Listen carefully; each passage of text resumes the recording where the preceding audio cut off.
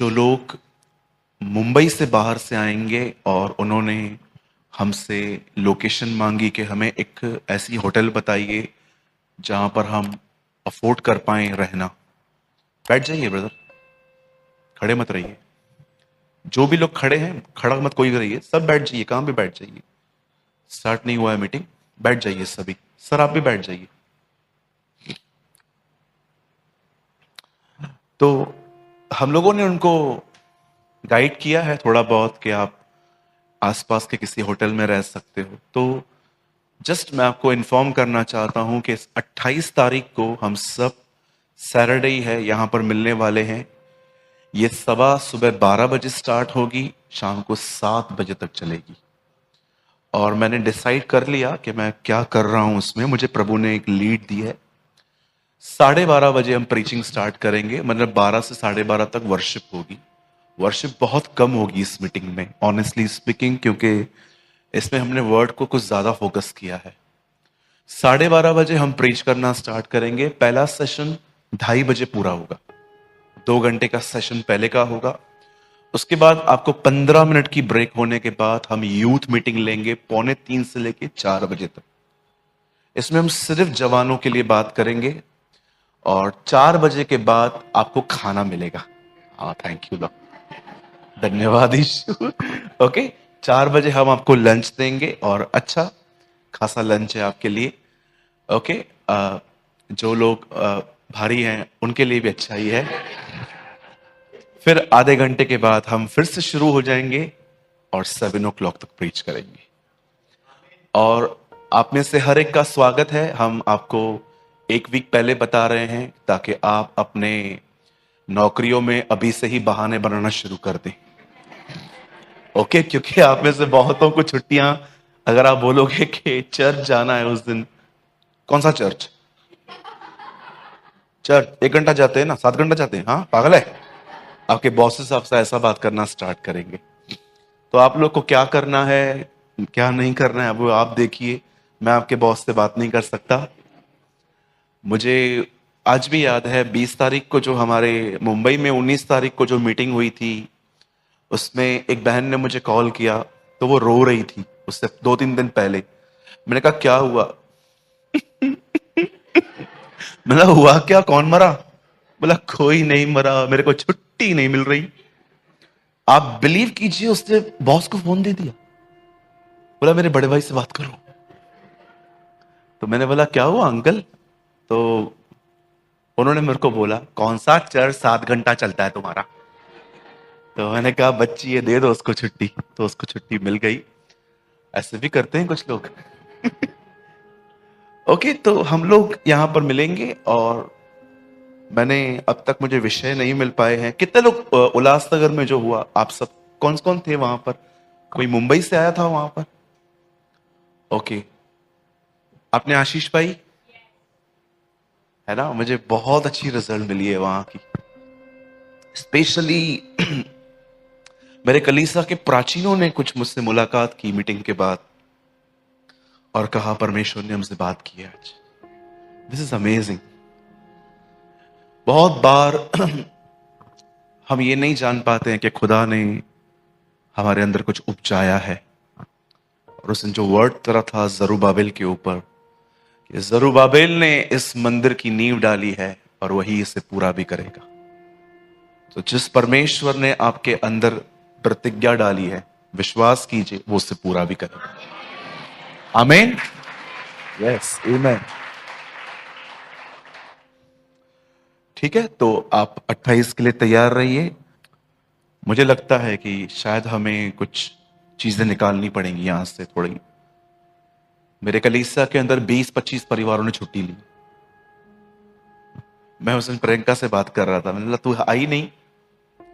बोला मैंने ना 28 की छुट्टी ली। कहा चलो ओके, ये हमारे चर्च की एक बच्ची है। ओके, सब तैयार हैं? चलिए हम स्टार्ट कर रहे हैं। वचन 10 मिनट के बाद शुरू होगा। मैं पहले उन लोगों के साथ कुछ बात करना चाहता हूं आज जो फ्यूचर में परमेश्वर के लिए कुछ करना चाहते हैं, मिनिस्ट्री। सेवकाई। मैं आपको बताना चाहता हूं आजकल मिनिस्ट्री देखी कैसे गई है। अगर आप 16-17 सेंचुरी में रहते तो आपके ख्याल बहुत डिफरेंट होते हैं आज के ख्यालों से। आजकल मिनिस्ट्री है स्टेज, यहां पर वर्शिप करवानी है, यहां पर प्रचार करवाना है। और आपको पता है लोगों को किस बात की खुशी है? अब मैं नोटिस किया जाऊंगा। That is problem. आज बहुतों के लिए सेवकाई ये है, नाचना नचवाना। मैं कई सारे भाई बहनों से पूछता हूं सेवा क्या है, उनके अंदर एक ही थॉट है, पुलपिट। जैसे पुलपिट कहते हैं, पुलपिट। पिट मतलब खड्डा, पुल मतलब खींचना, यहां से खींचना लोगों को बाहर निकालना। That's called pulpit. हाँ, कुछ लोग ऐसे भी होते हैं जो ऑलरेडी हम लोग पिट में हैं, हम लोगों को और डाल देते हैं अंदर, ये बात अलग है। बहुतों के लिए सेवा यही है, स्टेज पे नाचना और नचवाना। बहुतों के लिए सेवा है बस यहां से प्रचार करना। और खुशी बहुत हद तक इस बात की है कि अब मैं जाहिर हो रहा हूं, अब मेरी पहचान हो रही है, अब लोग मुझे मुझे देख रहे हैं, सुन रहे हैं। मुझे बहुत सारे लोगों ने लॉकडाउन में कहा था, लॉकडाउन से पहले कहा था, यूट्यूब पे जो सेवाएं होती है ना उनको मत सुनो। मैंने ऐसे लोगों को देखा था लॉकडाउन से पहले जो अपनी कलीसियाओं में खड़े होकर कहते थे यूट्यूब के प्रीचर्स को मत सुनो। लेकिन मैंने देखा जब चर्चेस बंद हुई लॉकडाउन में, ये सब यूट्यूब पे बैठे थे। तो मुझे थोड़ा अजीब लग रहा था। मुझे लगता था कभी कभी खुद की दाल नहीं गलती ना तो हम कुछ भी बोल देते। आपको पता है इन दिनों में सेवा ये कहलाई जाती है। पर मैं आपसे एक बात पूछना चाहता हूं, यहां पर जितने भी लोग हैं, स्पेशली यूथ से, do you have a burden? क्या आपके पास बोझ है? बोझ। अगर आपके अंदर बोझ नहीं है, मैं आपको राइटिंग में लिख के दे सकता हूं, आए ब्रदर सूरज प्रेमानी, ऐसे लिख के दे सकता हूं, आप नहीं बुलाए गए। ऐसा हो ही नहीं सकता कि परमेश्वर एक व्यक्ति को सेवकाई के लिए बुलाए और उसे बगैर बोझ के बुलाए। सबसे पहले वो आप में बोझ पैदा करता है। जब नेम्या ने सुना कि यरूशलेम की दीवारें टूटी हुई हैं, लिखा है वो रो पड़ा।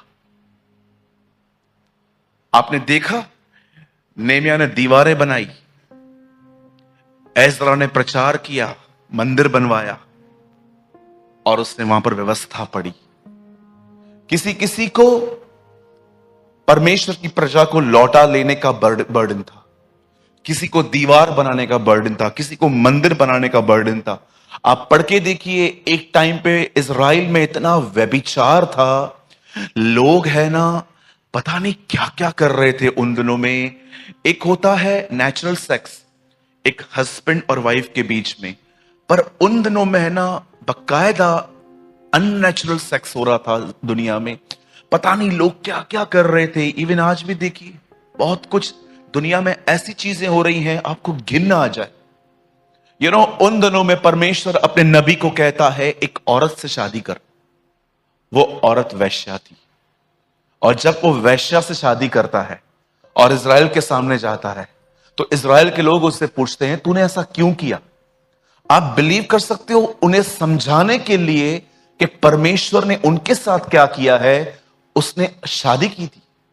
और जब वो लोग उससे पूछते हैं कि तूने इस प्रोस्टिट्यूट से शादी क्यों की है, तब वो कहता है तुम भी तो वैश्या हो, यहोवा ने उसके बाद भी तुम्हें भी अपनाया है।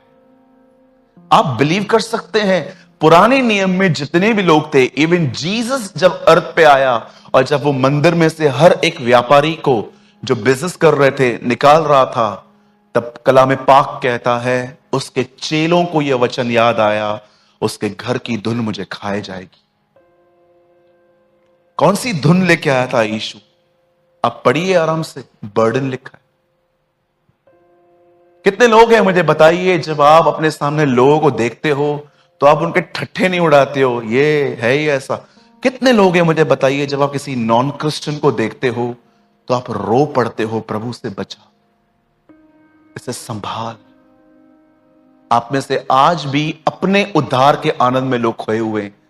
ओ मैं तो बचाया गया, धन्यवाद यीशु। लेकिन आप में से कौन है यहां पर जब आप किसी अनबिलीवर को देखते हो आपके घर के अंदर बाहर, तो आपको रोना आ जाता है? कलाम पाक कहता है अपने सच्चे मन में लूत उन लोगों को देख देख कर पीड़ित होता था। आपको पता है पहले के दिनों में लूत बहुत स्वार्थी था। इब्राहिम से उसने वो चीज लेके वो चला गया। लेकिन जानते हो पतरस कहता है अपने अंतिम दिनों में वो बहुत बदल चुका था।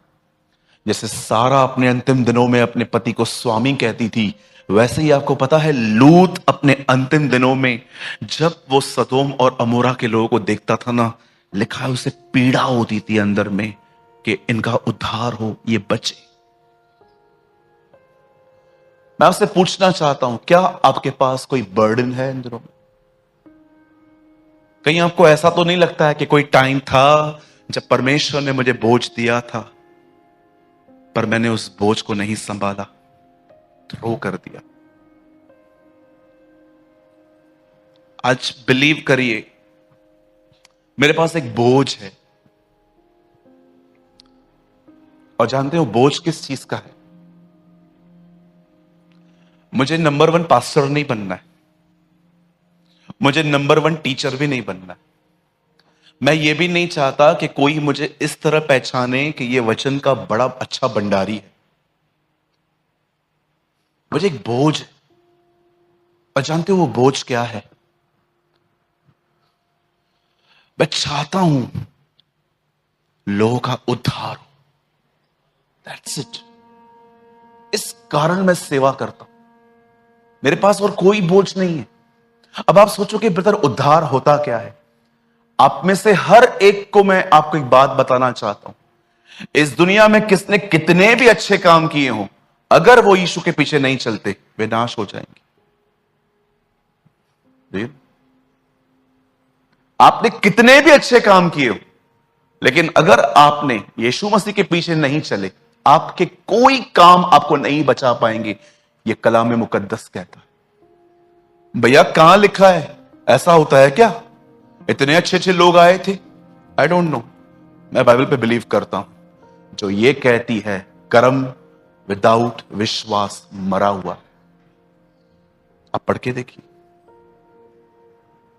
ऐसे तो बहुत सारे लोग हैं इस दुनिया में, बहुत अच्छे अच्छे काम करते, हमसे अच्छे करते।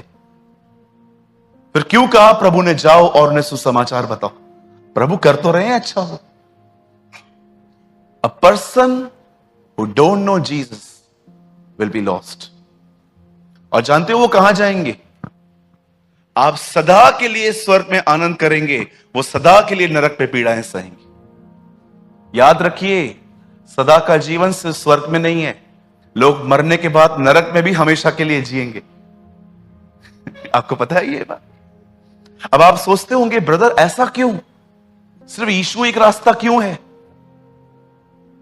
सिंपल, उसी ने आपके लिए जीवन दिया है। और कौन है मुझे बताइए? सबने व्यापार किया है आपके साथ, डरे हुए को और डराया है लोगों ने। मुझे किसी ने पूछा क्या घर राइट साइड लूं कि लेफ्ट साइड लूं? मैंने बोला मतलब? बोला नहीं, मैं किसी के पास गया था, उन्होंने कहा जिस तरफ से सूर्य उदय होता है ना उस तरफ से घर नहीं लेते। मैंने कहा ठीक है, तो एक काम कर, थोड़ा बिल्डिंग को थोड़ा अपन एंगल चेंज करवाते हैं। आप बिलीव कर सकते हो कैसे आपके डर के साथ व्यापार किया गया है? मैंने एक व्यक्ति को देखा कुछ दिन पहले एक जगह पे, आई वॉज इन रायपुर, उसको 8 अंगूठियां पहनी थी, हर उंगली में 2। तो मुझसे रहा नहीं गया, मैंने उससे पूछ ही लिया। मैंने कहा अंकल हेलो। तो उन्होंने बोला हाँ बेटा बोल। मैंने बोला ये क्या है? 8-8 उंगलियां, मैंने 4 उंगलियों पे 8 अंगूठियां। बोला हाँ ये मुझे एक्सीडेंट से बचवाती है, ये मुझे बेबी से बचाती है। ये मेरे बच्चों को सुरक्षित रखती है। इसको क्या कहते हैं? इसको अमेरिकन बोलते हैं इसको। ये श्रीलंकन होगी ना, क्योंकि मुझे भी कुछ स्टोन्स के नाम पता थे। उन्होंने बोला हाँ बरोबर, तो सही कह रहा है। मैंने उसको ये सारी अंगूठियों में देखने के बाद कहा, मैंने कहा काका एक बात पूछूं? आपका खुदा आपकी रक्षा नहीं करता?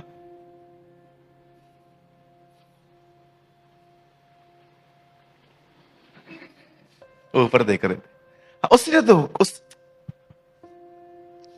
आप बिलीव कर सकते हैं? डर के साथ कैसा व्यापार किया गया। आप समझ पा रहे हैं मेरी चीजों को? Do you have a burden? क्या आपके पास कोई बोझ है? क्या परमेश्वर ने आपके हृदय में कोई बोझ दिया है? बोझ तो छोड़ो, आप में से कुछ लोगों को अपने परिवार का भी बोझ नहीं। सच्ची बोलता हूं, छोड़ दिया है अपने कुछ लोगों को ऐसे ही विदाउट प्रेयर। मैं बहुतों को जानता हूं अपने परिवार के उद्धार के लिए भी दुआ नहीं करते हो। कितने लोग हैं मुझे बताइए, आप अपने खानदान के लिए आंसू बहाते हैं हर दिन के प्रभु ये बच्चे सेव्ड हों। मैंने कहा ना, आजकल सेवकाई है, मैं कर रहा हूं। चालू कर कैमरा, ये मिनिस्ट्री है आजकल की। और ये लोग जब वीडियोस डालते हैं ना, हर आधे घंटे में व्यूज चेक करते हैं, लाइक्स चेक करते हैं, कमेंट्स चेक करते हैं, कितने लोगों ने देखा। ये मिनिस्ट्री है आपके लिए। काश आप अंकल A.W. टोजर से मिले होते, काश आप D.L. मूडी से मिले होते, काश आप अंकल साधु सुंदर सिंह से मिले होते, काश आप बख्श सिंह से मिले होते, काश आप जोनाथन एडवर्ड्स से मिले होते, काश आप मार्टिन लूथर से मिले होते। ये आपको बताते कि सेवा होती क्या है। जानते हो सेवकाई का दूसरा नाम क्या है? आइए अपने पास वाले से कहिए, सेवकाई का दूसरा नाम है त्याग।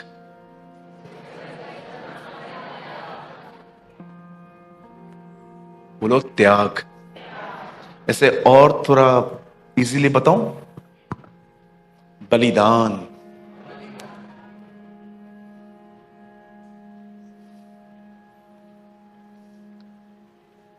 पहले के दिनों में 1 घंटा प्रचार करने वाला व्यक्ति पहले 6 घंटा प्रार्थना करता था। आज वेदी पर आने वाला व्यक्ति दुआ नहीं करता। आपको पता है, कई बार जब मैं सेवकाइयां देखता हूं ना लोगों की, आप बिलीव करो, इतना तो कृपा है उसकी मुझ पर, दया है, उसका अनुग्रह है, मैं ऐसे मुंह पे उनको कह सकता हूं, भैया आपने आज नहीं 3 दिनों से दुआ नहीं की। और मैं एक बात पूछना चाहता हूं सबसे, हिम्मत कैसे होती है आपकी विदाउट प्रेयर इधर आने की? I don't know.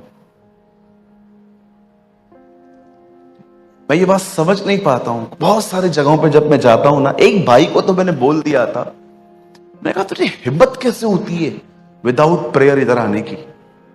तुझे पता भी है यहां पर खड़ा होना, परमेश्वर को प्रेजेंट करना कितना जिम्मेदारी वाला काम है?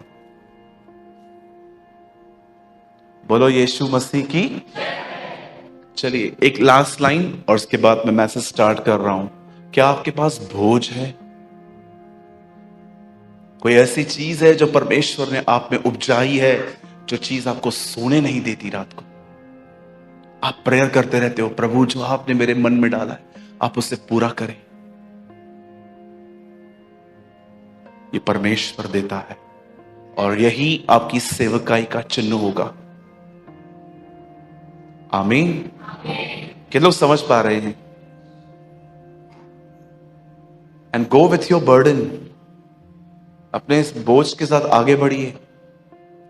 हो सकता है हर व्यक्ति आपके साथ लाइफ टाइम नहीं रहेगा। याद रखिए, हर व्यक्ति आपके साथ नहीं रहेगा। हो सकता है आने वाले दिनों में कोई आपको कह दे कि नहीं आप जाओ आगे, मैं अलग जगह पे जाऊंगा। लेकिन अपने बोझ को मत छोड़ना। अगर आपने मनुष्यों को खुश करने के लिए अपने मन को बदल दिया ना, मैं आपको कहना चाहता हूं आपकी सेवकाई खत्म हो जाएगी। फिर आप करेंगे सेवकाई, लेकिन वो इफेक्टिव नहीं होगी।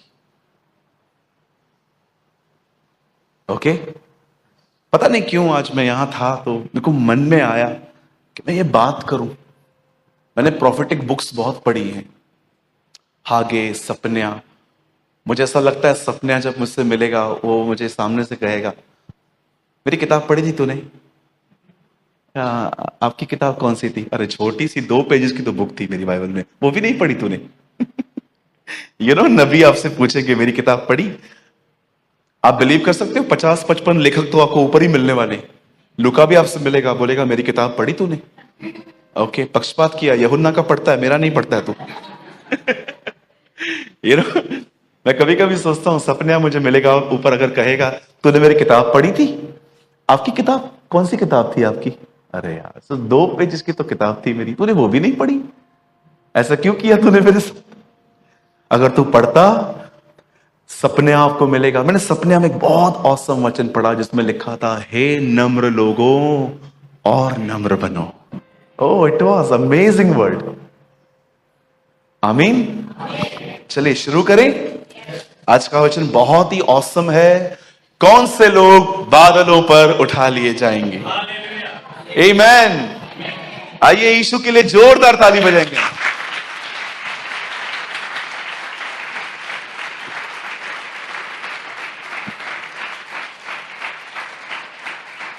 आइए मेरे साथ खोलिए द गॉस्पल ऑफ मैथ्यू, मत्ती रचित सुसमाचार, मत्ती की इंजील। मैंने हिंदी, इंग्लिश, उर्दू एक साथ बोल दिया, ठीक है? जिसको जो लैंग्वेज है खोल दीजिए। 24वां अध्याय,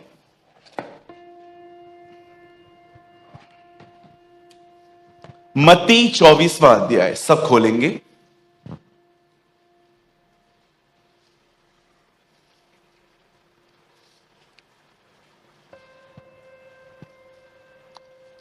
सबने खोला? मत्ती की किताब लेकर आए? सब लेकर आए? बाइबल में ही है, मैथ्यू 24।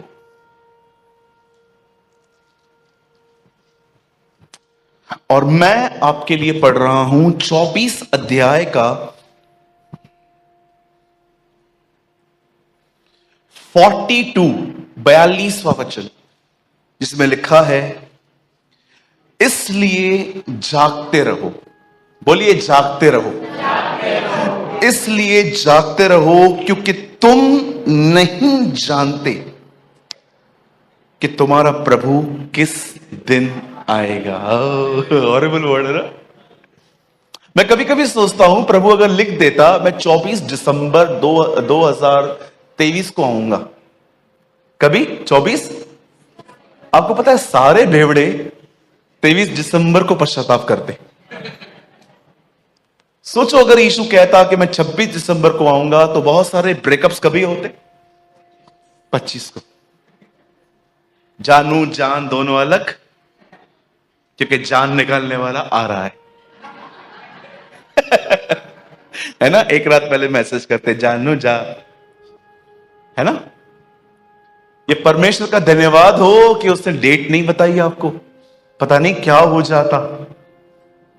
सोचो अगर आपको कितना खतरनाक होता अगर हमें पता चलता कि जीसस 2030 में 35 में आने वाला है। और सोचो हम कितने बर्बाद हो जाते, कितने पाप करते ना हम, एक ही बात को सोच के, अरे टाइम है रे, अभी बहुत टाइम है, एंजॉय कर लाइफ, चलो पिक्चर पे चलेंगे, चलो मूवी पे चलेंगे, नई मूवी आई है अभी, चलो पुष्पा। हाँ, रिसेंटली मैंने एक एड देखी, एड आते रहते हैं ना, हम लोग भी सोशल मीडिया पे हैं, यूट्यूबर हैं, तो ये सारी बातें आती हैं। एक आदमी ऐसे खड़ा था, वो कहता है मेरा नाम पुष्पा है। मेरे को पहले लगा ये लड़की है, फिर बाद में मैंने किससे पूछा ये क्या है, बोला ये लड़का ही है। तो बोला पुष्पा नाम क्यों रखा है? बोला पागल है ना इसलिए। तो मैंने बोला हाँ, इनको देखने वाले भी पागल हैं। और फिर तो वो बंदा मुझे उसके डायलॉग्स भी बता रहा था, झुकेगा नहीं। अरे तेरे को झुकना पड़ेगा, क्योंकि लिखा है हर घुटना झुकेगा।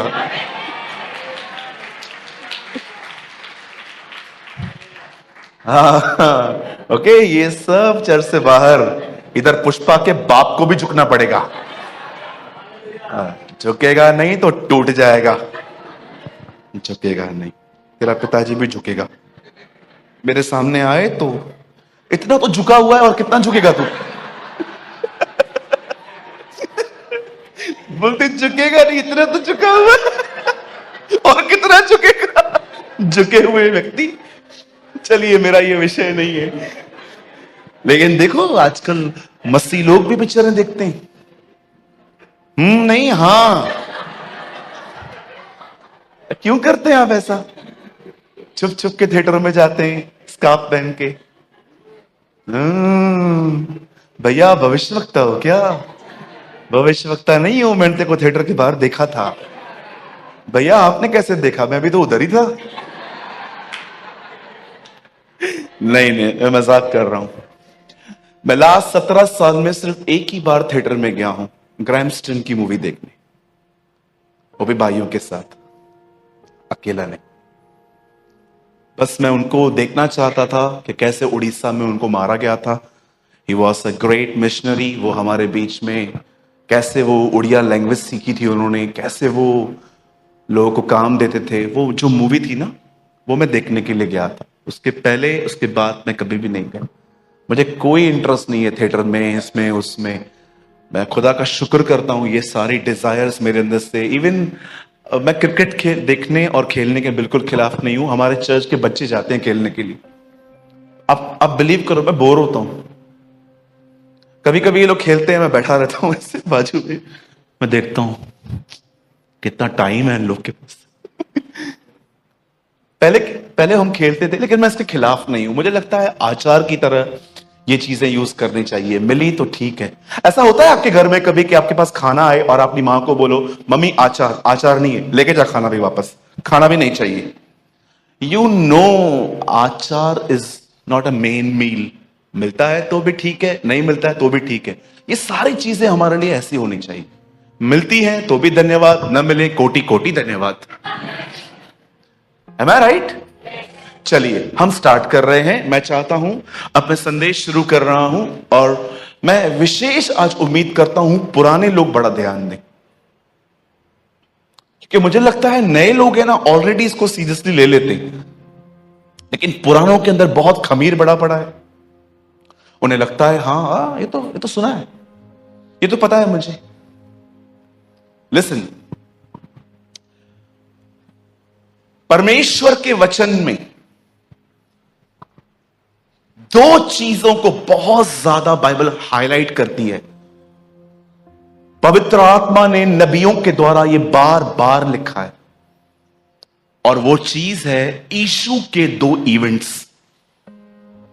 इवेंट को हिंदी में क्या कहेंगे? इवेंट को हिंदी में क्या कहेंगे? हाँ, नहीं, बहुत ज्यादा शुद्ध हिंदी है, मेरे को ही नहीं समझ में आ रही। इवेंट्स, प्रोग्राम्स तो नहीं बोल सकते, बिल्कुल नहीं बोल सकते ये प्रोग्राम। घटना, अरे वाह, घटना। परमेश्वर के वचन में दो तरह की घटनाओं का बहुत ज्यादा जिक्र है, और मैं चाहता हूं आप फिलहाल लिखे नहीं, आप सुने। बाद में घर जाके नोट्स बना सकते हैं आप। इन दोनों घटनाओं के विषय में मुझे पता है आप में से हर एक को पता होना चाहिए।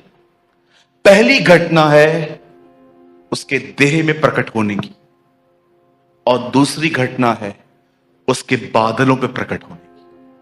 आप पूरी बाइबल पढ़ लीजिए, आपको पहला व्यक्ति जिसने प्रभु यीशु मसीह को बादलों पर आते देखा था वो हनोक है। अब आराम से पढ़िए। आदम की 7वीं पीढ़ी का हनोक प्रभु के स्वर्गदूतों के विषय में कि वो कहता है कि देखो वो अपने पवित्र के साथ आ रहा है। पहली बार प्रभु यीशु मसीह को बादलों पे जानते हो किसने देखा था? हनोक ने। उसके बाद अगर प्रभु यीशु मसीह को किसने बादलों पे देखा था तो वो है दानियल नबी। पहली बात जिस पे खुदा बड़ा जोर देता है वो है मेरे बेटे का देह में प्रकट होना। यह ऐसा एक सिद्धांत है, जब यीशु के दिनों में पता है इसका विरोध हुआ था। आपको पता है यीशु ने एक दिन क्या किया? बाइबल बताती है प्रभु यीशु मसीह ने एक दिन कहा, तुम्हारा बाप, यहूदियों को कहता है, तुम्हारा बाप इब्राहिम मुझे देखना चाहता था मेरे दिन को। वो लोग कहते हैं तेरी उम्र ही क्या है, तू ये सारी बातें करता है, तू तो छोटा है, इब्राहिम तो बहुत पहले था, तूने कैसे देख लिया? अब यीशु को यह कहना चाहिए ना कि इब्राहिम से पहले मैं पैदा हुआ था। जानते हो उसने क्या कहा? इब्राहिम से पहले मैं। जब उसने कहा ना मैं हूं, वो सभी जानते थे ये नाम सिर्फ यहोवा परमेश्वर यूज करता था, मैं हूं। इसके कारण वो उस पर भड़क गए थे। एंड अपने दिनों में जब यीशु ने अपने आप को खुदा कहा कि मैं परमेश्वर हूं और देह में प्रकट हुआ हूं, बहुत लोग इसका विरोध करते थे। इवन जब यूहन्ना अपनी किताब लिखता है, पहला यूहन्ना, तो वो क्या कहता है? मसीह का विरोधी कौन है? वही जो मसीह के देह में आने का इनकार करता है। पढ़ के देखिए, वो कहता है हु इज एंटी क्राइस्ट? कौन है मसीह का विरोधी? वो व्यक्ति जो ये नहीं मानता कि परमेश्वर यीशु में आया। याद रखना, ये दुनिया एंटी गॉड नहीं है, ये दुनिया एंटी क्राइस्ट है। सब मानते हैं एक परमेश्वर है, लेकिन बहुत कम मानते हैं कि उसी परमेश्वर ने यीशु को भेजा। इसीलिए आजकल एक नया नारा है, सब रास्ते एक है। ये दुनिया एंटी गॉड नहीं है, ये दुनिया एंटी क्राइस्ट है। हर कोई बिलीव करता है एक मालिक है, अलग अलग नाम से उसको पुकारते हैं, लेकिन जो इस पर विश्वास करता है कि उसी परमेश्वर ने बेटे को भेजा, यीशु को भेजा देह में, उसका उद्धार होता है। जब बाइबल पाक, कलाम पाक कहता है कि उन दिनों में दो चीजें थी जो बहुत ज्यादा प्रीच की गई थी। पहला, प्रभु यीशु मसीह का पहली बार देह में प्रकट होना, और सेकंड टाइम उसका बादलों पे आना। अब देखिए, मैं चाहता हूं आप सब बड़े ध्यान से सुने। जब यीशु देह में आया, जब परमेश्वर ने देह धारण की, तो आप में से कितने लोगों ने यह बात देखी? जब वो पहली बार आया, तो पहली बार आते ही वो अपने दूसरे बार आने की बातें कर रहा था। वो कई सारी चीजें बता रहा था दोबारा आने के लिए, कि मैं कैसे आऊंगा, कैसे लोगों को कलेक्ट करूंगा, कैसे मैं अपनी दुल्हन को तैयार करूंगा। सुनिए, प्रभु यीशु मसीह का पहली बार आना और उठाया जाना कंप्लीट हो चुका है। अब प्रभु बहुत जल्द बादलों पे आने वाला है। वो आसमान का सीना चीर के आएगा। पर मैं आपको बताना चाहता हूं, आप में से हर व्यक्ति को यह पता होना चाहिए वो किस तरह के लोगों को ले जाएगा। क्योंकि मैं आपको बताना चाहता हूं, इस दुनिया में लोगों को एक सरप्राइज मिलने वाली है। एक ऐसी सरप्राइज उनको हैरान कर देगी और वो बिलीव नहीं कर पाएंगे कि ये मेरे साथ हुआ है। कभी कभी किसी के साथ अनफेयर चीजें हो जाती हैं, बाद में पता चलता है कि ये मेरे साथ हुआ है। ये ऐसी घटनाएं होने वाली हैं। और जानते हो वो कौन सी घटना है जो लोगों को हैरान कर देगी और वो ये कहेंगे ये मेरे साथ हुआ है? जानते हो क्या होगी?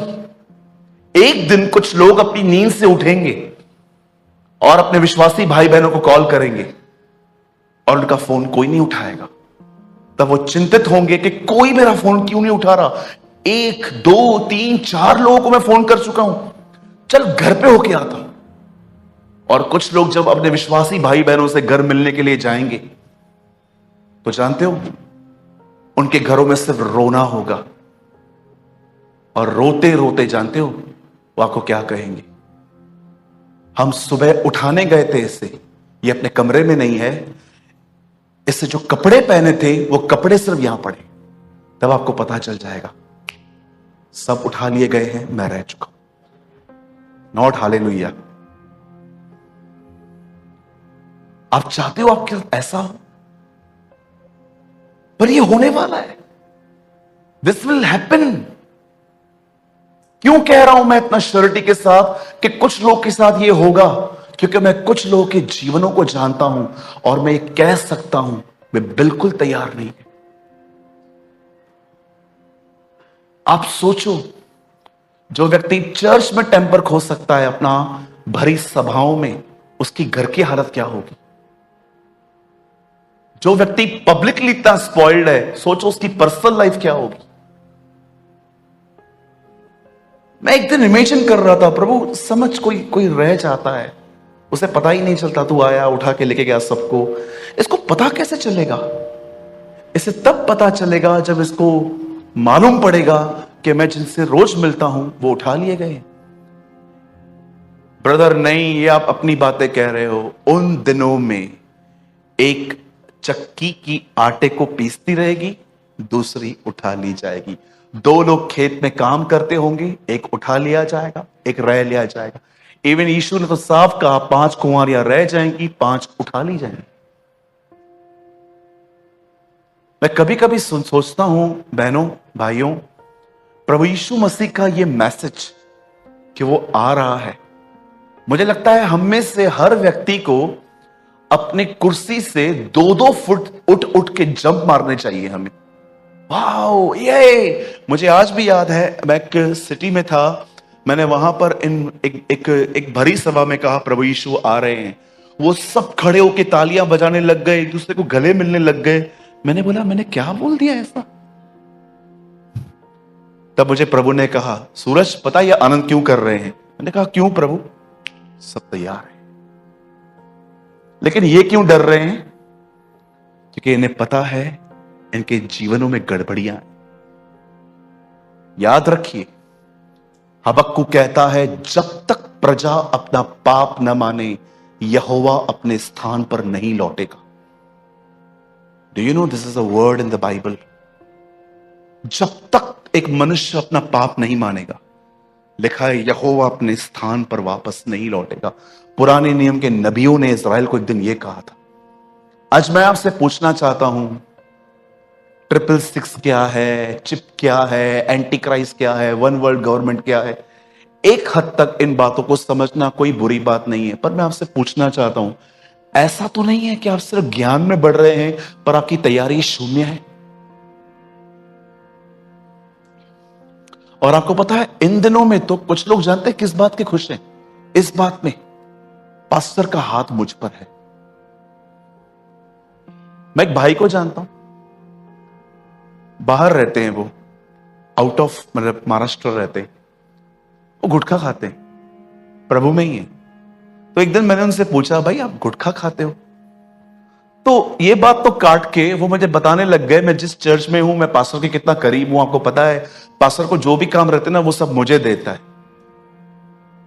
मैं समझ गया ये दोनों करप्ट है, इसका पास्टर भी करप्ट है। इसका पास्टर इसकी सेवका ही नहीं लेता है वापस। आपको पता है अगर आप एक सेवक हैं और आप अपने चर्च के अंदर देख रहे हैं कि सेवक पाप कर रहा है, तो मैं आपको बताना चाहता हूं अगर आप उसे नहीं कहते ना, यह बात साफ है आपको उसके वरदान से प्यार है, उसकी आत्मा से नहीं। सिंपल। और ऐसा नहीं होना चाहिए। मेरे भाइयों मेरी बहनों, मैं आपसे पूछना चाहता हूं क्या आप इन दिनों में तैयारी कर रहे हैं? तैयारी कैसे होती है? कहां से शुरू करनी है ब्रदर?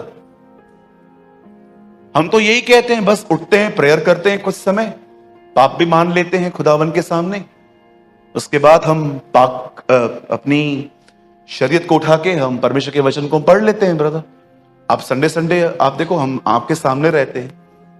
मैं कहता हूं ये तैयारी छोड़ो, तैयारी का त भी नहीं है। आइए मैं आपको कुछ समझाना चाहता हूं और मुझे लगता है ये आपको अच्छा नहीं लगेगा, लेकिन ये आपके लिए बहुत अच्छा है। बोलिए मेरे पीछे, जो चीजें अच्छी नहीं लगती वो जीवन के लिए बहुत अच्छी होती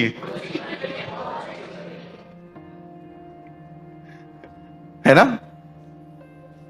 कभी आप डॉक्टर के पास देखे थे वो एक दवाई मिलती थी पिंक कलर की, रेड मरून, जो हम पीते ही नहीं थे, बाहर ही फेंक देते थे, बहुत कड़वी होती थी।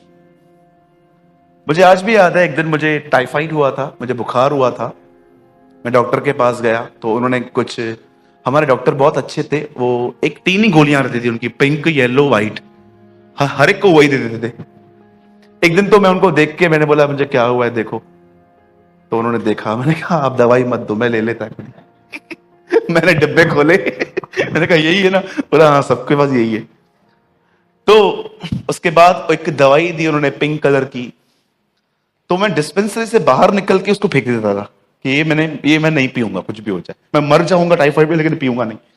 कड़वी होती थी बहुत, लेकिन गोलियां मैं ले लेता था। एक दिन मुझे 3 दिन के गोलियां लेने के बाद भी मैं ठीक नहीं हुआ, मेरा वजन कम हो रहा था। 3 दिन में मेरी शर्ट्स जो है ना ऐसे एकदम ढीली हो गई। तो फिर 3-4 दिनों में इतना मैं पतला हो गया, इस बुखार ने मुझे इतना पिघला दिया 3-4 दिनों में। तो मैं डॉक्टर के पास फिर गया, तो डॉक्टर ने बोला क्या हुआ? मैंने कहा क्या होगा, दिखता नहीं है क्या, इतना पतला हो गया हूं मैं, इतना मुझे बुखार है। तो उन्होंने दवाई ली थी? मैंने कहा हाँ ली थी। तो बोला कौन सी ली? मैंने कहा वही जो आपने दी। बोला पीने वाली ली ना? नहीं। बोला क्यों नहीं ली तूने? मैंने कहा वो कड़वी है। अरे अच्छी है, उसको पी तू। उसके बाद उन्होंने मुझे वहीं पर बिठा के एक छोटे से ऐसे, वो छोटा वर्ल्ड कप आता है ना वो तोलने वाला, हाँ तो जय पता, उसमें मुझे पिलाई। अगले दिन ठीक हो गया मैं। बोलिए मेरे पीछे वो चीजें बहुत अच्छी होती हैं जो हमें अच्छी नहीं लगती।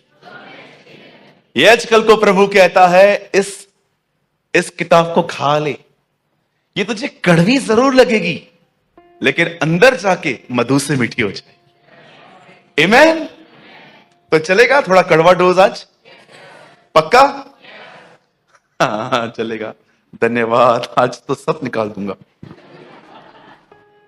चलिए सामने देखिए। अब जब यीशु ने कहा कि तुम नहीं जानते कि प्रभु कब आने वाला है, स्वामी कब आने वाले हैं, वह अपने विषय में कह रहा है ताकि तुम तैयार रहो।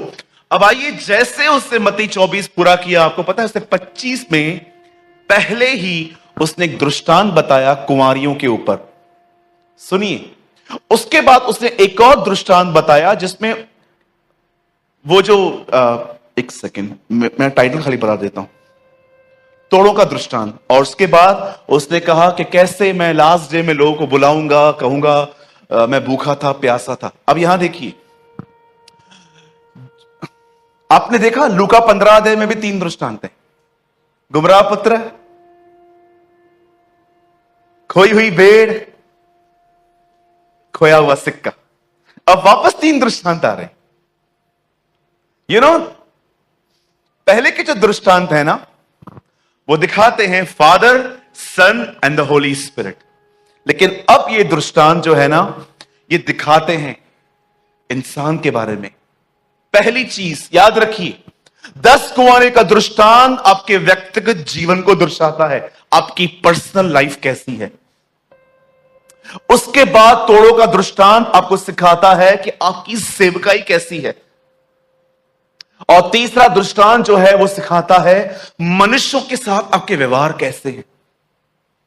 आप में से हर व्यक्ति को इन्हीं 3 चीजों में प्रतिदिन तैयार होना है। आइए मैं पहले को शुरू कर रहा हूं, मुझे और 15-20 मिनट चाहिए, चलेगा ना? ओके, सब सामने देखिए, सब स्ट्रेट बैठिए। जो सोए हैं कहेंगे जय मसीह की। धन्यवाद यीशु। सब जाग रहे हैं आज, ये तो बड़ी महान बात है। ओके सुनिए, सबसे पहली बात, यीशु ने कहा 10 कुंवारियां हैं। बोलिए कुंवारियां। हाँ, कुंवारियों का मतलब होता है जिनकी शादियां नहीं हुई हैं। 10 कुंवारियां हैं। इन 10 को एक बात पता है, दूल्हा हमें नहीं, हमारी मशालों को देखेगा। Do you know that 10 have this type of knowledge? इन 10 को पता है कि दूल्हा हमें नहीं देखेगा। दूल्हा हमारे साथ क्या है, एक मशाल अगर वो जल रही है तो हम इन होंगे, नहीं तो हम आउट हो जाएंगे। सुनिए, मशाल जो है उसे कहते हैं परमेश्वर का वचन। ऑयल अंदर रहता है जो प्रतीक है पवित्र आत्मा का, और जो आग जलती है वो परमेश्वर का स्वभाव है। ये एक सिंबॉलिकल लैंग्वेज है। बाइबल के अंदर इन्हें हिंदी में कहा जाता है चिन्ह। बोलिए चिन्ह। आपने देखा होगा ना, बाइबल में ये बहुत वर्ड है।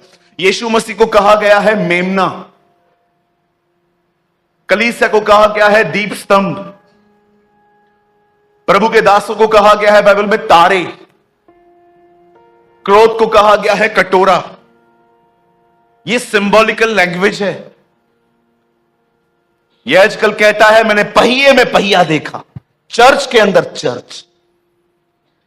आपको पता है रियल चर्च कहां है? आपके अंदर, पहिए के अंदर पहिया। वैसे ही यीशु समझा रहा था, ये एक सिंबॉलिकल लैंग्वेज है, ये चिन्ह है। मेरे भाइयों, मेरी बहनों, ये एक ऐसा दृष्टांत है जो सबसे पहले आपसे पूछता है, आप कितना भी कुछ भी करो, क्या भी करो, आपसे एक बात पूछना चाहता हूं, क्या आपकी मशालें जल रही हैं?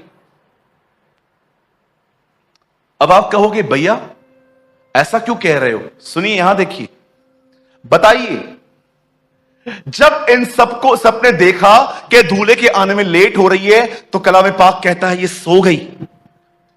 आपको पता है, जब दूल्हे के आने का टाइम हो गया, जब धूम मची, तब ये उठ गई। आप इससे कितने लोग ये बात जानते हैं? उन जो तैयार थी, वो क्यों तैयार थी? लिखा है उनकी कुप्पियों में तेल थे। बोलो कुप्पी। उसमें क्या था? तेल। इन दिनों में कुप्पी क्या है? आपका बीतर, और उसमें पवित्र आत्मा। वे अंदर से भरे हुए लोग थे। भले ही बाहर से वो बड़े साधारण लोग थे, पर वे अंदर से भरे हुए लोग थे। ये पहला दृष्टांत आपको बताता है आपका व्यक्तिगत जीवन कैसा है। देखो, आप में से यहां पर जितने भी लोग आए हैं, मैं आपको लिख के दे सकता हूं, आप में से कोई भी यहां पर शारीरिक व्यभिचार में नहीं होगा। आप में से कोई यहां पर किसी की हत्या नहीं करता होगा। मैं आपको लिख के दे सकता हूं, आप में कोई नहीं होगा जिसके अंदर ये ख्याल है कि मैं किसी बैंक को लूटूंगा। हम मसीह लोग सारे बड़े बड़े पापों पे जल्दी जय पा लेते हैं, लेकिन जानते हो, ऐसा भी हो सकता है कि आप इन बड़े बड़े गुनाहों से दूर हो, लेकिन इनसाइड एक फरीसियों का जीवन जी रहे हो। फरीसियों के जीवन में सबसे खतरनाक बात क्या होती थी? विदाउट दूसरे का सुने, एक ही का सुन के वो न्याय करते थे। किसी ने आपको स्टोरी बताई, ये ऐसा है, ये ऐसा है, ये ऐसा है, जिसके बारे में वो बात कर रहे हैं, उससे मिले हो तुम उससे मिले हो? नहीं, तुम्हारे अंदर एक अपनी विचारधारा है कि हां ये सही होगा। बहुत सारे लोगों ने स्मोकिंग बंद कर दी है, लोगों का न्याय करना बंद नहीं किया है। बहुत सारी बहनें हैं जो किसी को मारती नहीं है, लेकिन अंदर ही अंदर इतना जलती रहती हैं, इतनी जलन है, और जलन के अंदर ही वो कुछ भी बोलती रहती है। किसके थे ये भी? याद रखिए, कुप्पियों में तेल नहीं था, मशाल जल रही थी। Outside testimony was very good, बाहर से सब लोग आपको धर्मी समझते थे। ओ, आपके एक्शंस कितने पवित्र हैं, होली हैं, बैठने के तरीके, आप सब भाई बाइबल लेके आते हैं। आप बहुत अच्छे से जानते हैं कि आप अंदर में क्या है। क्या आपकी कुप्पियों में तेल है? ये एक व्यक्तिगत जीवन है। याद रखिए, आप बाहर से नहीं, आप अंदर से कैसे हो, ये मात्र परमेश्वर जानते हैं। और याद रखिएगा, हमेशा याद रखिएगा, अविश्वासियों के 1000 झूठ, खुदा के सामने एक झूठ है। विश्वासी का एक झूठ, खुदा के सामने 1000 झूठ है। Remember always your life. अगर एक अविश्वासी 1000 झूठ बोले ना, तो खुदा जानते क्या कहेगा? एक ही है। क्यों? वो मुझे जानता ही नहीं है। लेकिन आप में से जितने भी लोग अगर एक झूठ कहेंगे ना, खुदा कहेगा आपने 1000 झूठ बोल दी। क्यों? कि आप सब जानते हैं। मैं आज शाम को लेटा हुआ था, मैं कार में आराम से मैं आ रहा था, मैं प्रभु को कह रहा था, प्रभु मुझे कुछ वचन दे। मैं बहुत लोगों को देखता हूं, बहुत आसानी से झूठ बोल देते। जॉब को पाने के लिए झूठ, हवलदार से 100 रुपया ज्यादा देने के लिए झूठ, अलग फॉल्स इंप्रेशन देते हैं।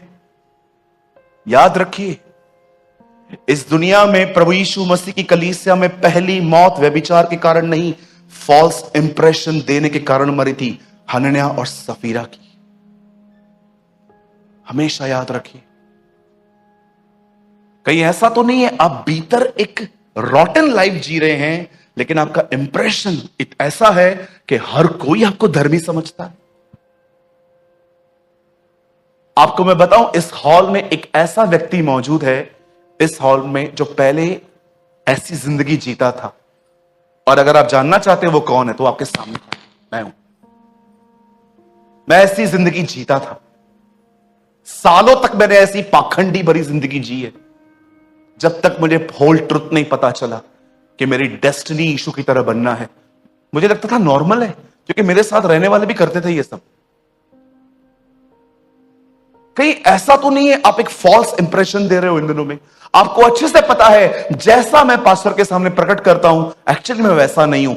मेरा बेटा, मेरी बेटी, मेरे घर वाले जानते हैं मैं कैसा हूं। जानते हो, ये वो लोग हैं जिनके कुप्पियों में तेल नहीं है इन दिनों। मात्र मशाल जल रही है, ऊपर की गवाही, लेकिन भीतर अगर जाया जाए तो तेल ही नहीं है।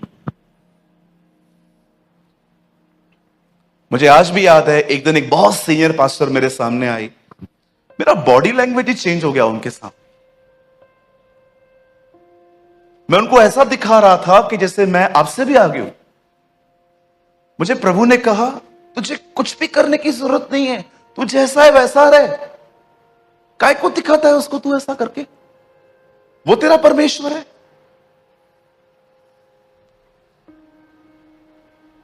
आज मैं आपसे पूछना चाहता हूं, क्या आप इस गुनाह में तो नहीं है कि आप अपना एक फॉल्स इंप्रेशन दे रहे हैं?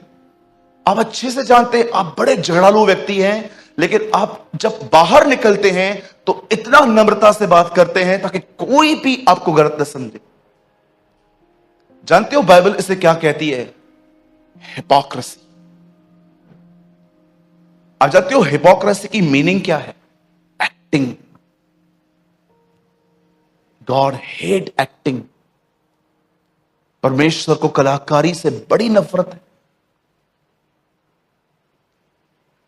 परमेश्वर को सबसे अच्छी बात कौन सी लगती है?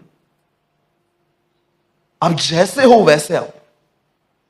कोई भी आपको बनने की, अरे परमेश्वर गंदगी में थे तब भी उसने हमको स्वीकारा, अब नहीं करेगा? Tell me. हाँ चेतन भाई, गंदगी में थे, कचरे में थे हम। आप सोचो आपकी जिंदगी क्या थी। आई एम सॉरी मैं ये वर्ड यूज कर रहा हूं। आप में से कितने लोग ये कह सकते हैं, बदल सुअरों की तरह हालत थी, कीचड़ में सोए थे हम। कोई है यहां पर मेरे साथ? मैं हूं पहला। अरे उसने तभी भी हमें स्वीकार किया, अब नहीं करेगा वो हमें? इधर से निकाल के लेकर आया। काय को मेंस का अप्रूवल पाने का? काय को गुलाम, लोगों की प्रेस, लोगों की ऑनर के गुलाम है हम।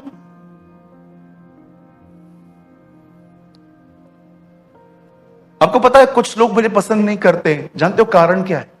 लीडर्स, कुछ लीडर्स मुझे पसंद नहीं करते। उसका मेन कारण जानते हैं क्या है? मैं हमेशा कहता हूं, if you are a pastor don't behave like God. अगर आप एक पास्टर हैं तो अपने आप को यह न समझो कि परमेश्वर की तरह लोग आपसे चले। यीशु ने साफ कहा, तो किसी को पिता न कहना। इसका मतलब क्या है? तो किसी को वो जगह मत देना जो तेरे स्वर्गीय पिता की है। सिंपल। मैं हमेशा कहता हूं पास्टरों से, हमें ऑर्डिनरी भाइयों की तरह रहने की जरूरत है। मैं हमेशा कहता हूं, तुम किसी के पैर नहीं धो सकते ना, ठीक है काम करो। जब तुम्हारे चर्च से लोग लीव होते हैं ना, आपको पता है उनकी चप्पल कौन सी है? उनकी चप्पलों को उठा के दिया करो। ये तो करो कम से कम। मैं नहीं सोचता कभी भी कलीसिया के अंदर कोई, मुझे आज भी याद है उस दिन मैं चर्च लीव कर रहा था, एक आंटी खड़ी थी, बेचारी बहुत ओल्ड थी, चश्मा पहना हुआ था, चप्पल ढूंढ रही थी, मिल ही नहीं रही थी उसकी चप्पल। मैं देख रहा था, मैंने कहा आंटी कौन सा है? ब्राउन है, ब्लैक है? ब्लैक है। मैंने 3-4 चप्पलें हाथ को उठाई, इसमें से कोई है? बोला हाँ ये। मैं कहा लो पहनो। अरे फिर क्या हुआ? मैं क्यों वेट कर रहा हूं कि कोई मेरे को चप्पल ढूंढ के दे? हम क्यों नहीं ढूंढते? If you are a pastor don't behave like God, be like a servant. हम उस खुदा को मानते हैं जिसने मरने से एक रात पहले अपने चेलों के पैर धोए। वो राजाओं की तरह नहीं रहता था। सबसे पहले देखिए आपका व्यक्तिगत जीवन कैसा है। लोग आपको धर्मी समझते हैं ना, ओके, खुदा आपको धर्मी समझता। अब दूसरी बात आपकी सेवकाई की। अब आप कहोगे मैं तो छूट गया, मेरी तो कोई सेवकाई है ही नहीं, हम तो न प्रचार करें न गीत गाएं। आप में से हर व्यक्ति सेवकाई में है। और अब मैं आपको बताता हूं कि सेवकाई क्या है। कितने लोग हैं जब आपसे लोग मिलते हैं तो कोई आपको कहता है मेरे लिए प्रेयर करना, करते हो? आपको पता है आपको बड़ी बड़ी सेवकाइयां क्यों नहीं देता खुदा? क्योंकि प्रभु ने आपको परखा है। आप छोटे में जानते हो क्या, आपको एक ही काम आता है, जब व्हाट्सएप पे कोई लिखे ना प्रे फॉर मी,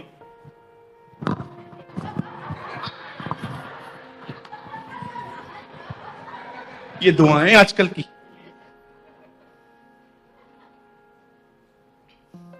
मेरे पास एक नोटबुक है, उस नोटबुक में 132 लोगों के नाम लिखे, 18 पास्टर्स हैं उसमें। हर दिन मैं जब सुबह उठता हूं उस डायरी को अपने हाथ में लेता हूं। मैं चाहता हूं खुदा को यह कहता हूं, प्रभु मुझे क्षमा करिए, मैं एक एक का नाम नहीं ले रहा, लेकिन इसमें है ना आपके जिगर के सारे टुकड़े हैं, उन्हें आशीष दे, ब्लेस देम, इन्हें बड़ा, इन्हें आशीष दे। क्यों मैं ऐसा कहता हूं? देखो, आप में से बहुत सारे लोग जब रास्ते पे आपसे मिले होंगे, बहन कैसी हो? बहुत अच्छा हूं।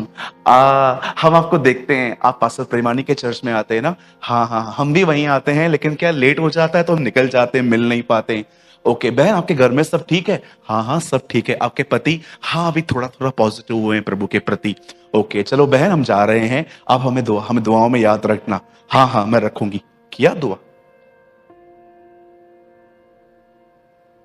किया दुआ आपने? जो छोटी बातों में विश्वास योग्य नहीं है, परमेश्वर उसे बड़ी चीजों का अधिकारी कैसे बनाएगा? इसीलिए आप में से बहुतों के पास परमेश्वर न ड्रीम देता है न विजन देता है। जानते हो क्यों? क्योंकि परमेश्वर को पता है जब ये छोटी बातें कैच नहीं करते हैं तो बड़ी चीजें को बात करने का कोई मतलब ही नहीं है। क्या आपने इस बात को देखा? यीशु सेवा करने के बाद पहाड़ों पे जाता था। मैं कभी कभी सोचता हूं, प्रभु क्या आप सोने जाते थे? नहीं रे, सोने नहीं जाता था, मैं सोता सिर्फ सुबह रात में ही था, मैं तुम लोग की तरह नहीं था। मुझे लगता है यीशु पहाड़ों पे इस रात को जाके, जानते हो क्या कहता था? वो कहता था, पिता आज मैं बैतनिया गया, वहां पर लाजर जिलाया गया। प्रभु आज मैंने पूल पे गया, उधर मेरे को 38 साल का एक रोगी मिला, उसको भी चंगाई दी। प्रभु मेरे परमेश्वर, मेरे पिता, मेरे बाप, मैं तुझे सारी महिमा देता हूं। डू यू नो, वेट, उसकी इसी चीज ने उसे स्पिरिचुअल प्राइड से बचा के रखा था। एक भाई मिलते थे मुझे, वो हमेशा मुझे एक बात बोलते थे, भैया मैं इस चर्च का हूं, ये मेरे दोस्त हैं, मैं इनको ले गया। यू नो, कुछ लोग एक व्यक्ति को चर्च में लेके आते हैं ना, जीवन भर बताते हैं मैं इसे लेकर गया, और तेरी वजह से कितने गए वो पता है? हाँ, मैं लेकर आया। आप देख रहे हैं इस बहन को, ये 8 महीने से कलीसिया में आ रही है, मैं इसे लेकर आई। ये बहन बड़ी दुखी थी, लेकिन आज इस बहन के जीवन में बहुत महान चमत्कार हुआ है। ये गवाही देना चाहती थी, लेकिन इसने कहा आप मेरी हेल्प करो। मैं इसको लेकर आई थी, मैंने इसको हमेशा अपनी दुआओं में याद रखा था। Stop all this nonsense. तो मैं चुप करके ये कहना चाहिए, ये बहन कलीसिया आई, यीशु के साथ जुड़ी और ये आशीषित हुई है। कितनी महिमा लेते हैं हम परमेश्वर की। कई भाई लोग आते, मेरे को बच्चा नहीं, मेरी वाइफ को बच्चा नहीं हो रहा था। तेरे को नहीं, सॉरी तेरी वाइफ को मेरी वाइफ को बच्चा नहीं हो रहा था, फिर हमने ना 40 दिन का उपवास किया और हमने परमेश्वर से प्रार्थना नहीं की, हमने उपवासों के द्वारा उसे खरीदा। ओह, 40 डेज फास्टिंग, 40 डेज ये, 40 डेज वो, काय को बताते हो?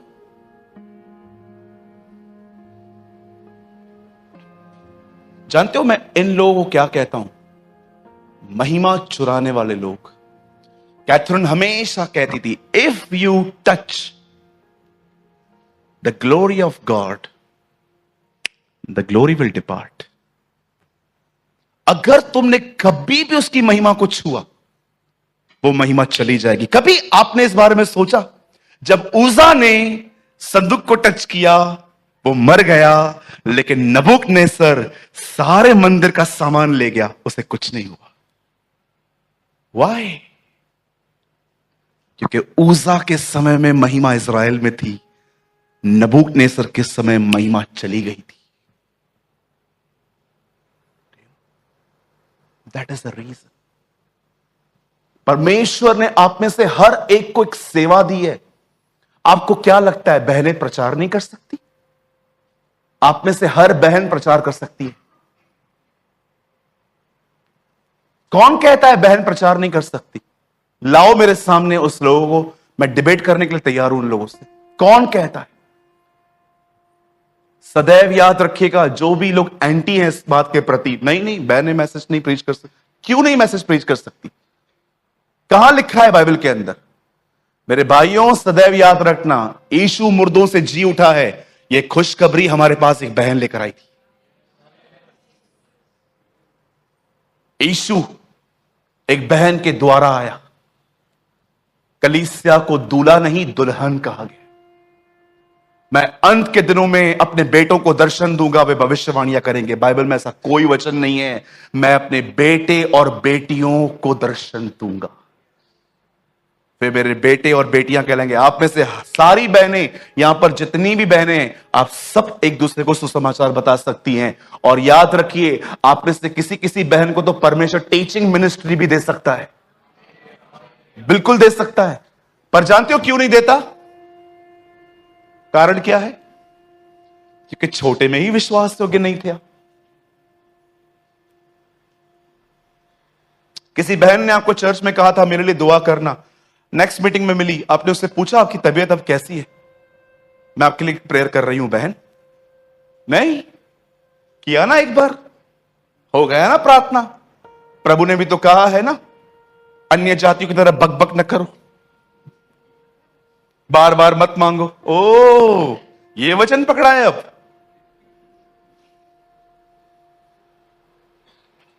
सोलह साल से मैं प्रार्थना कर रहा हूं, आज तक मेरी उस दुआ का उत्तर नहीं आया है। आज भी की मैंने मॉर्निंग में वो प्रे, पर मैं जानता हूं परमेश्वर ने मेरे अंदर वो बात डाली।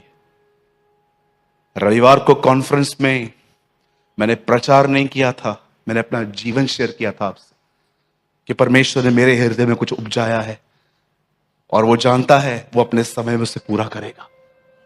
मैं खड़ा रहूंगा। That's it.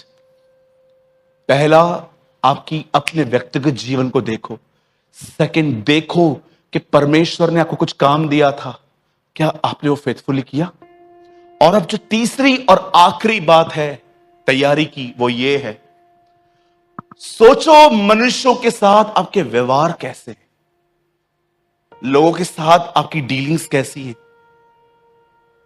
क्या आप इस दुनिया में ये कह सकते हो मुझे किसी के प्रति कोई नफरत नहीं है, चाहे किसी ने भी कुछ भी कहा? धर्मी का एक स्वभाव है। आप इससे कितने लोग ये बात जानते हैं? परमेश्वर का एक स्वभाव है।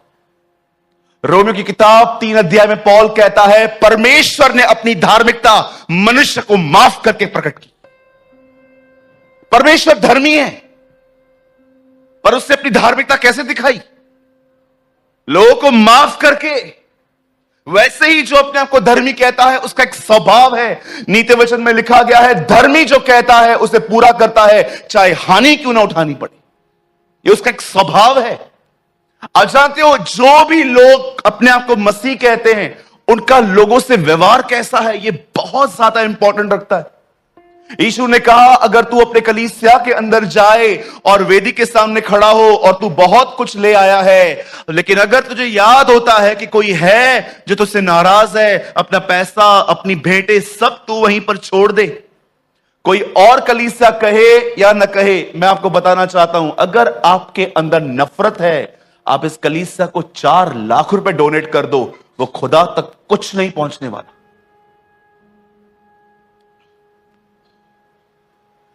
Trust me. अब कैसा व्यवहार है लोगों का? क्या आप ये कह सकते हो मुझे किसी से कोई नफरत नहीं है?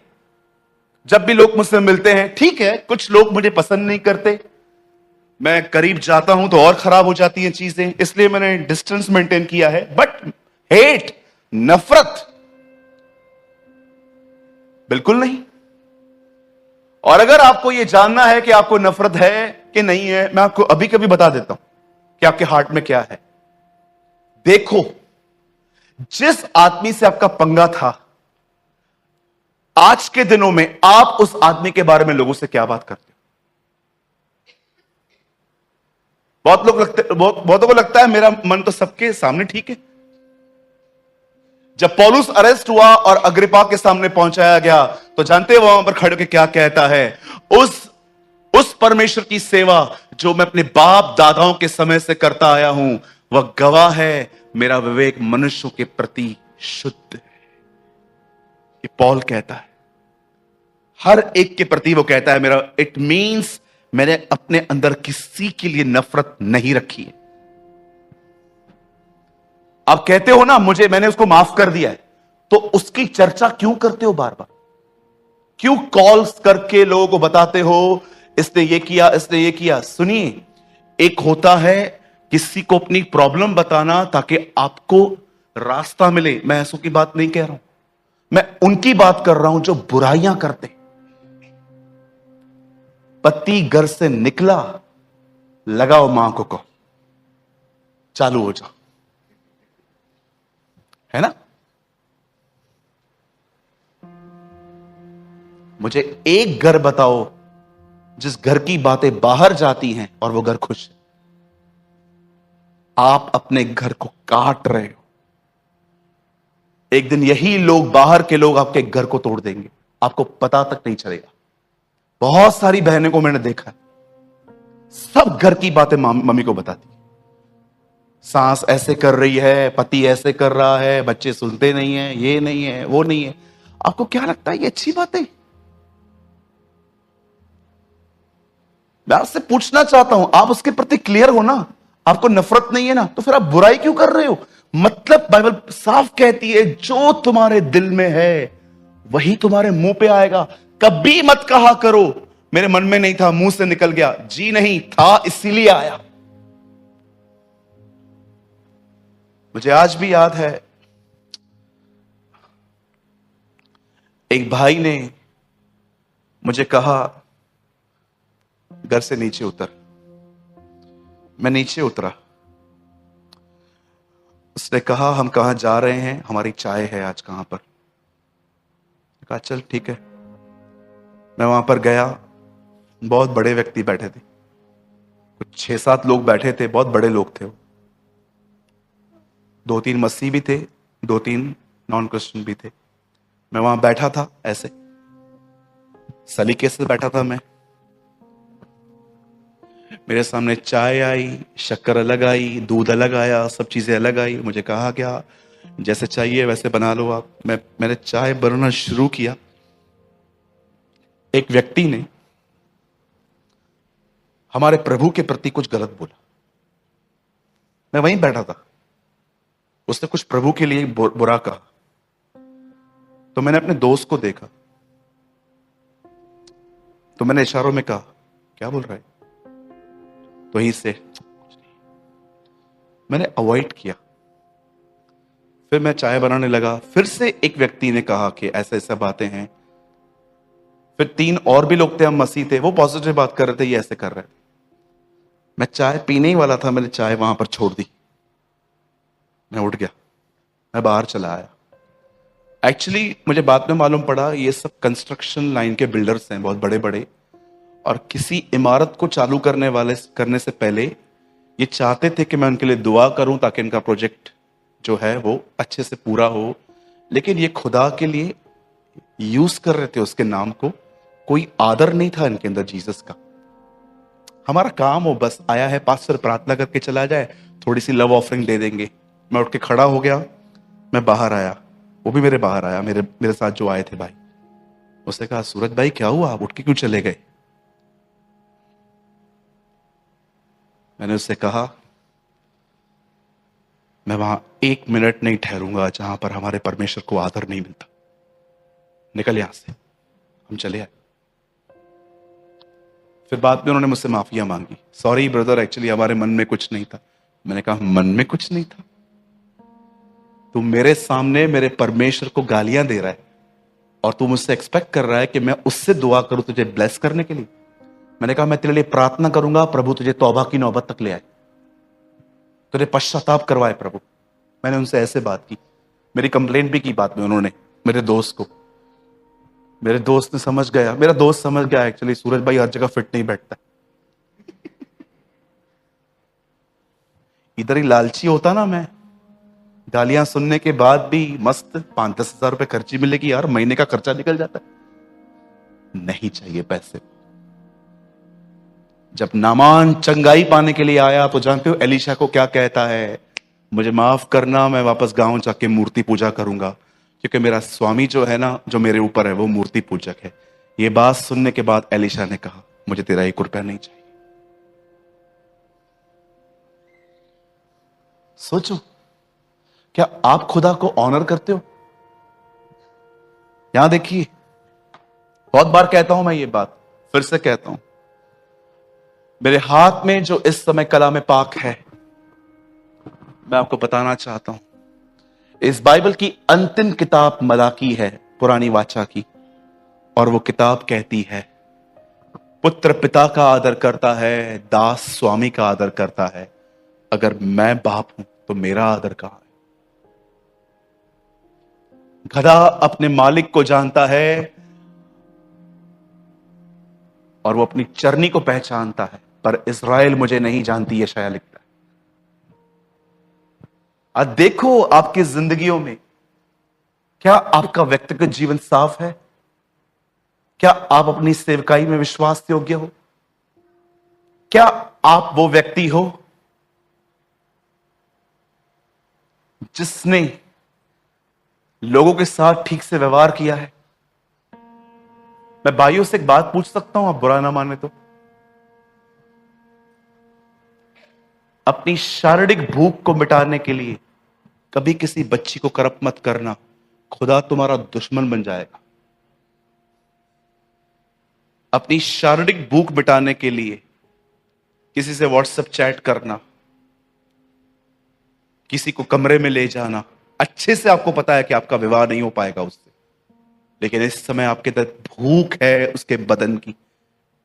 याद रखिएगा, यह कार्य कभी मत करना, नाक रगड़ने पड़ेंगे आपको वापस आने के लिए। ट्रस्ट मी, कभी किसी को अपने फायदे के लिए यूज मत करना, कभी भी नहीं।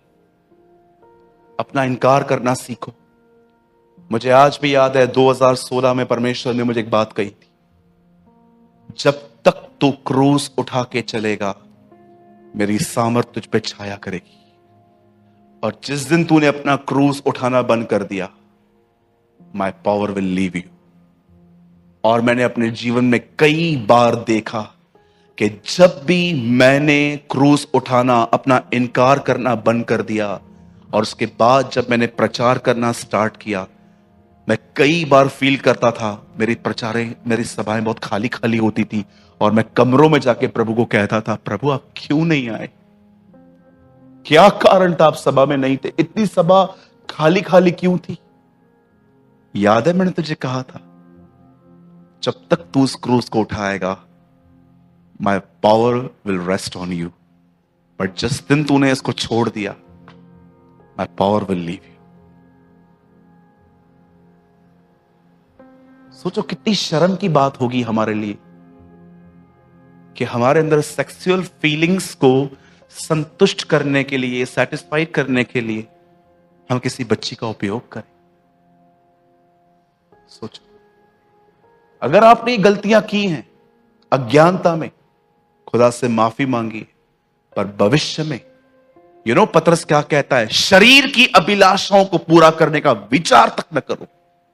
Read it.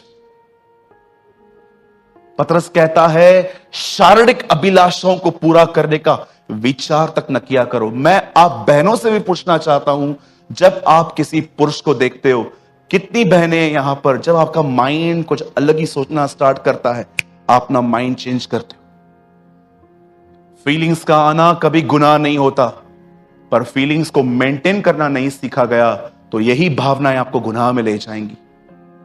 आप देखिए, मैं हमेशा कहता हूं, भारत में बहुत सारे अच्छे अच्छे, आज भी प्रभु के बहुत सारे सेवक हैं, हम उनका आदर करते हैं, बहुत ज्यादा होने चाहिए। किधर हैं? सब फिसल गए वो मेरे सामने।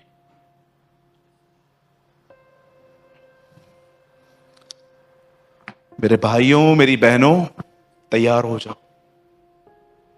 इन 3 बातों में। एक, your inside life, second, in your ministry, and third, लोगों के साथ आपके व्यवहार। किसी से भी अगर पैसे लिए हैं ना, और अगर आपको लगता है इन दिनों में मेरी अच्छी इनकम आ रही है, दे दो उसको।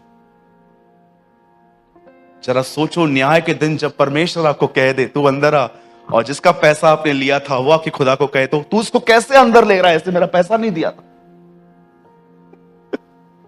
Tell me. ढूंढो। मैं आपको एक टेस्टिमनी बताऊं? बैठेंगे आप 5 मिनट और? मैं एक भाई से मिला,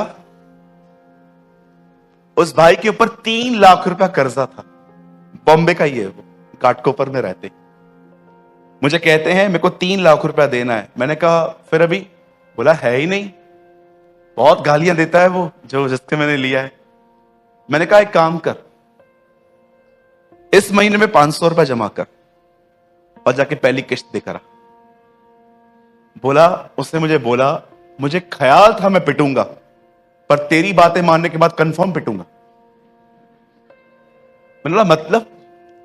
बोला 3 लाख रुपए का 500 रुपया दूंगा, मारेगा नहीं? मैंने कहा तू कर तो सही। पूरा महीना उसने 20-20, 25-25 रुपए जोड़े। बेचारा गरीब है, उसकी घर में कोई बीमार पड़ गया था, उसको पैसे लेने पड़े थे किसी से। मैं हमेशा कहता हूं, अय्याशियों के लिए कभी लोन मत लेना। कनाडा घूमने जा रहे हैं, लोन।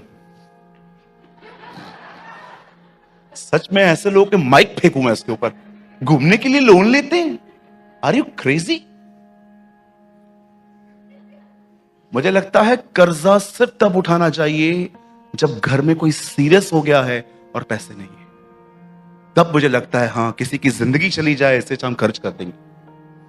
अब उसने क्या किया, पूरा महीना 500 रुपए जमा किया।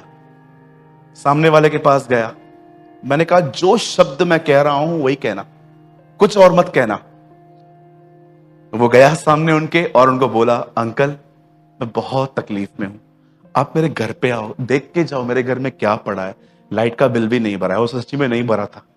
अंकल मैंने बड़ी मेहनत से 500 रुपया आपको मैं आज इसलिए दे जा रहा हूं ताकि आप मुझ पे विश्वास कीजिए कि मेरा दिल साफ है, मैं देना चाहता हूं।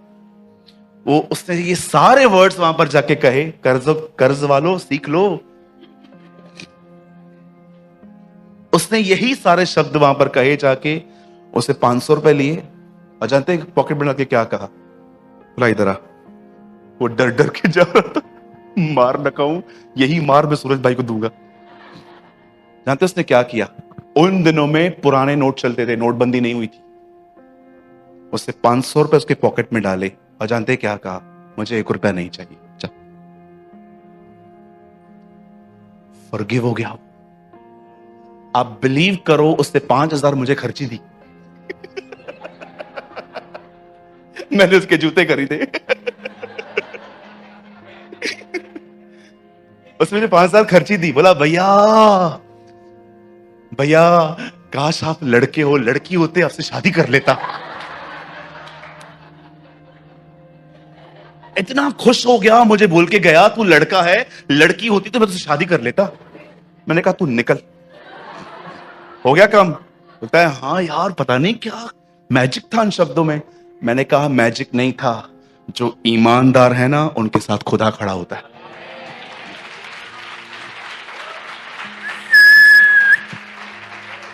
मैं आपको कहना चाहता हूं, बी ऑनेस्ट, खुदा आपके साथ खड़ा रहेगा।